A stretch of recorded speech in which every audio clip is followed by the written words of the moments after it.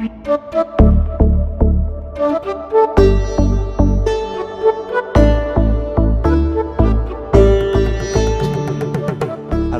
and thank you for joining.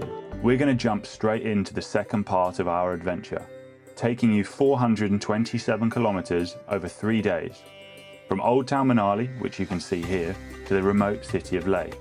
This is where our journey became truly breathtaking. We're going to show you the highs, the lows, and everything in between. We decided to leave Manali early to try and avoid too much traffic.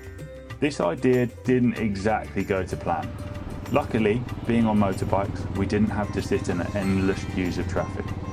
We did have to be careful avoiding animals, people, and just general bad motoring. I've always tried to understand how road rules work in different countries, observing how traffic moves and flows. India is like nowhere else. Anything goes. You really do have to stay on your toes and keep your eyes peeled. We soon came across the Atal Tunnel. Recently built in 2020, it spans 9 kilometers, and at 3,000 meters, it is the highest tunnel in the world, at the moment at least. Yay! Popping out on the other end was incredible, surrounded by the Himalayan mountain range. We finally found ourselves immersed. The traffic eased a lot.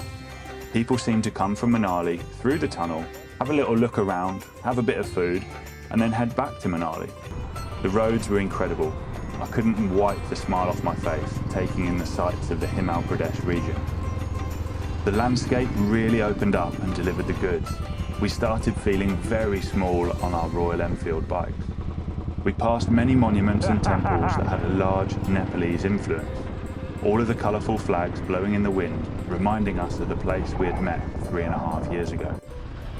Given the remoteness of our destination, we had to ensure we carried enough fuel with us. This was the last fuel station for 350 kilometres, so we topped our bikes up, filled the jerry cans which we were carrying, 5 litres extra for each bike, then filled our bellies up as well with some delicious local food and made our way north, enjoying the incredible views all around us.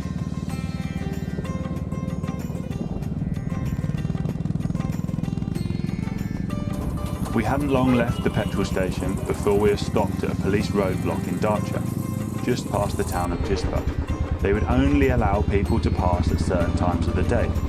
We were completely unaware as to why this was, but it was for our safety. The next morning they said we had a mountain pass and they wanted to check people in and out. So we were forced to stop and we found a lovely homestay, paying 1,000 rupees for dinner, bed and breakfast, around $12 US. It was an incredibly cozy experience. The next morning we set off at the times we were allowed and it quickly became apparent as to why they checked us in and out.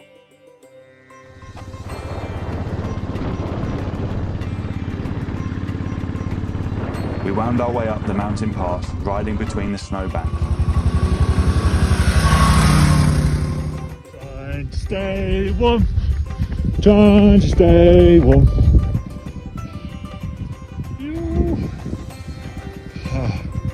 4,500 meters.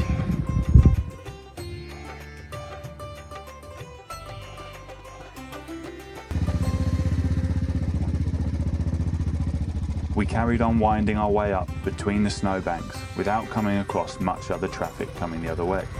It was a truly insane experience, and other than having freezing cold fingers, we had a lot of fun. It wasn't long before we reached the top of the Baralacha La Pass at 4,800 meters. It was eerily peaceful, dead of wind and completely silent. Until we went round the next corner.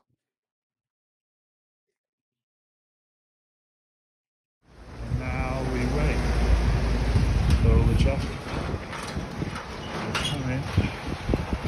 All the way along this road, all the way down, and all that. All that's got to clear. Oh yeah. Waiting for the traffic to clear.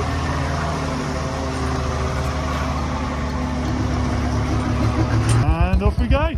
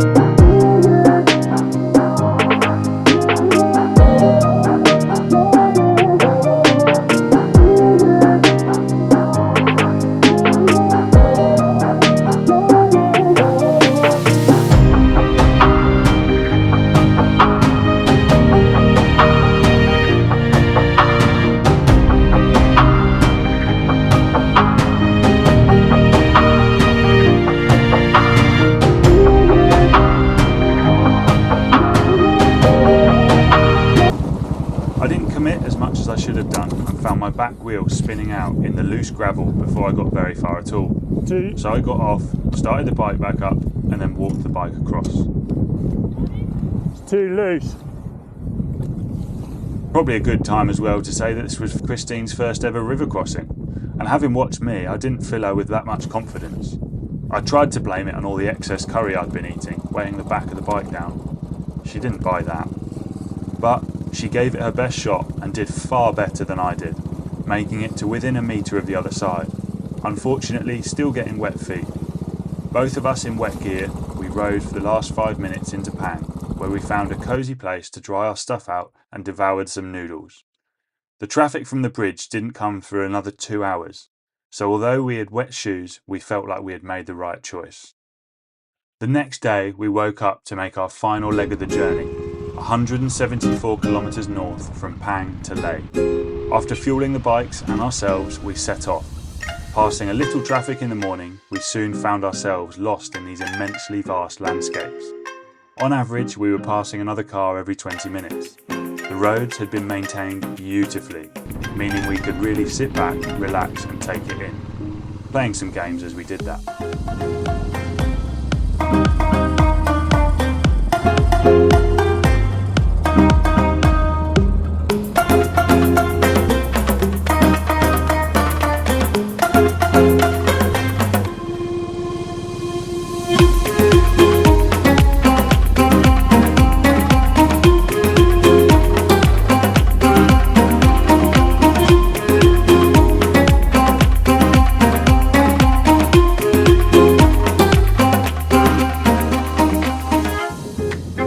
Before we knew it, we had reached the foot of our last mountain pass before Leh, Taglang La.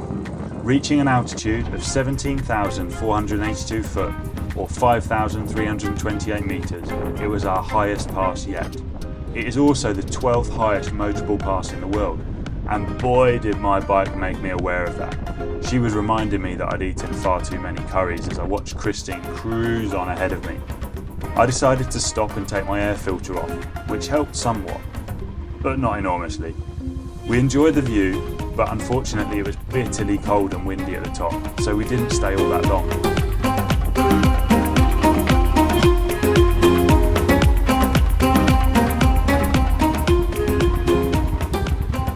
Making our way down. Trucks are stopped because there's an avalanche in our way. So I'm going to get rid of.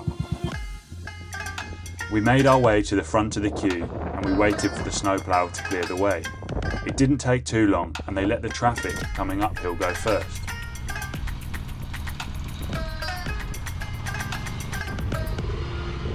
They got stuck.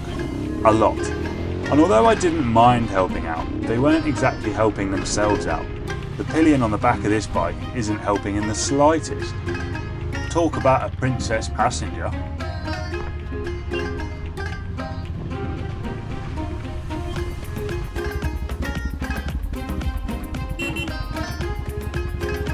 Once everyone was out the way, we could wind our way down to the Indus Valley floor. The road dried up from all the snow melt and turned into something particularly special. Having been recently resurfaced with some amazing corners to lean the bike over on, the descent was one of my favourites so far. The Indus Valley was one of the main trade routes between Tibet, Kashmir, India and China. The main goods carried here were salt, cannabis resin, grain, cashmere wool and silk. Very little is actually known about the region when it comes to its history and origins. It's thought to have been founded in the 10th century. One thing is for sure, life here must have been pretty difficult. It's an incredibly harsh landscape where not much seems to grow. Since the conversion of the airport from military to civilian use in 2016, tourism has boomed. It's also made it much easier for Indians to move and build here. Now home to 30,000 people because of its accessibility and cooler climate than mainland India. We had a fantastic time once we got to Leh, treating our tummies to different foods, getting the bike serviced and exploring the city itself and immersing ourselves with its smells and sights. We then planned the next part to our adventure. In the next video, we'll be riding from Leh to Somariri, joining a group of Indian riders. My bike broke down in the middle of nowhere, we reached the remote village of Hanley, had a run-in with the police. So please subscribe, hit that like button and don't miss out on the next part.